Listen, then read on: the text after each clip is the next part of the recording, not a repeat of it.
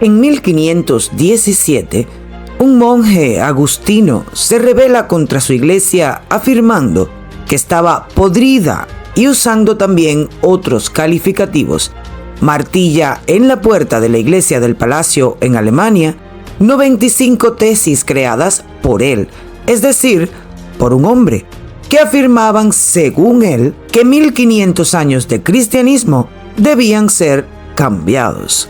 La Iglesia Católica crea la Contrarreforma frente a las alarmantes exigencias de este sacerdote agustino, no ya porque estuviera infiltrada de pecados, cosa que es cierta, ha sido y será con respecto al actuar de miles de integrantes de la Iglesia, sino por la forma en que quiso refutar los dogmas y el depósito de la fe. Muchos han sido los que han querido desprestigiar la Iglesia de Cristo mirando la obra de los hombres, sin tener en cuenta que lo importante para permanecer en ella está en su enseñanza, tradición, dogmas que en concordancia con la Sagrada Escritura no han cambiado un tanto desde la muerte y resurrección de nuestro Señor. Con el paso del tiempo vino una tendencia a llamar cristianos a todos los seguidores de las ideas de este sacerdote, que dejó de ser católico para crear su propia religión y su propia Biblia, quitando descaradamente 7 libros de la Sagrada Escritura para adaptarla a su conveniencia.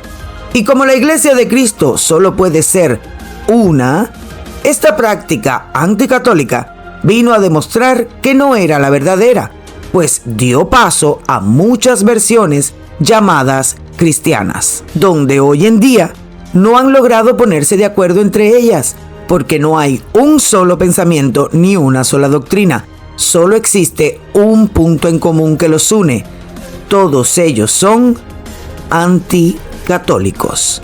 Este ex sacerdote se llamaba Martín Lutero, y las prácticas que salieron de su reforma se denominan protestantes, puesto que protestan contra la iglesia fundada por Cristo. Para diferenciarse de los católicos, comenzaron a llamarse cristianos, pero esta palabra no nace con Lutero, y esto es lo que vinimos a explicar hoy. En Hechos de los Apóstoles, capítulo 11, versículo del 25 al 26, se narra lo que sería el principio de la palabra cristiano. Después fue Bernabé a Tarso para buscar a Saulo, y hallándole, le trajo a Antioquía. Y se consagraron allí todo un año con la iglesia, y enseñaron a mucha gente, y a los discípulos se les llamó cristianos por primera vez en Antioquía. Aquí las Escrituras nos muestran que la palabra cristiano se aplica por primera vez en Antioquía, calificando a los seguidores de Cristo como cristianos. Si las Escrituras nos dice que se comienza a llamar cristianos a San Pablo y sus seguidores, quiere decir que todo el que provenga de estos primeros cristianos también obtienen el mismo título. Entre los ungidos por San Pablo se encuentra Timoteo, que se convertiría en obispo de Éfeso, y Tito, obispo de Creta, de los cuales podemos leer en las cartas de nuestro San Pablo. ¿Y por qué le llamaban cristianos? Pues era la forma de burlarse de los seguidores de Cristo. Un cristiano es aquel que se ha bautizado bajo el mandato de nuestro Señor, en nombre del Padre, del Hijo y del Espíritu Santo. De esto se deriva que si te bautizas, eres su seguidor. Por tanto, intentarás actuar de acuerdo con sus mandatos. Entonces, ser cristiano no es pertenecer a un grupo de personas que no están de acuerdo con la Iglesia Católica.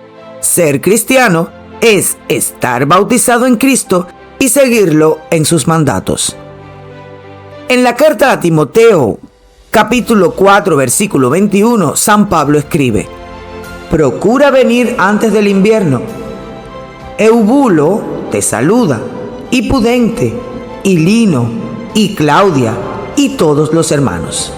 Tenemos que estar de acuerdo en que estos nombres son de auténticos cristianos bautizados en Cristo y comportados según la palabra que dejó nuestro Señor. Pues entre estos nombres se encuentra el primer sucesor de San Pedro, llamado Lino, a quien San Pablo escogió para ocupar el puesto de San Pedro, convirtiéndose en papa. Los seguidores del protestantismo se hacen llamar cristianos y creen que los católicos no lo somos, pero el error es grave. Los católicos estamos bautizados en Cristo y vivimos bajo su palabra, tanto así que hemos sido guiados por los cristianos primitivos. La prueba está en la historia y la sucesión apostólica. Luego de nuestro primer papa, San Pedro, vino San Lino, que menciona a San Pablo en la carta a Timoteo, y a partir de ahí no se ha interrumpido la sucesión. 264 papas desde San Pedro, y lo podrán encontrar en un video de este canal, donde encontrarán todos los papas de la historia. San Pedro, San Lino, San Anacleto, San Clemente, San Evaristo, San Alejandro, y así sucesivamente hasta el Papa actual, Francisco.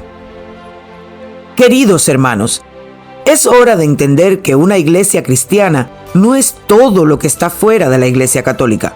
Los católicos somos descendientes de los primerísimos y originalmente llamados cristianos, bajo la misma enseñanza, mandatos, fe y bautismo de los apóstoles de Cristo.